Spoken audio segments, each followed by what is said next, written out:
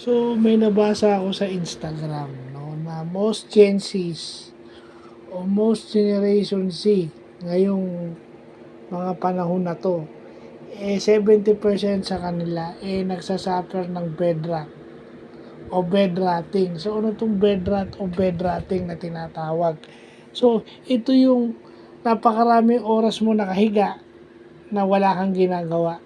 Yun dahil pakiramdam mo pagod ka na, mentally burnout ka, ganyan, no? Gusto mo na magpahinga.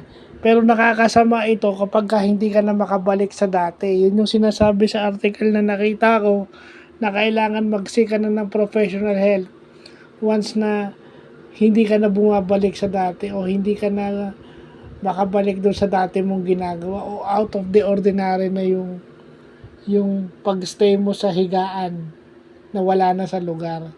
So hindi ka na lang basta pagod nun. So meron ka ng diferensya. So maganda't nalalaman natin na 70% pa rin ng Gen Z nagsasuffer ng bed rot. Bed rotting, wala naman silang ginagawa. Di ba?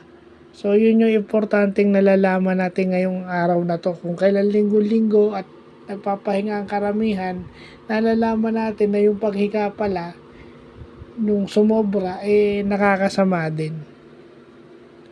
So yun lang po.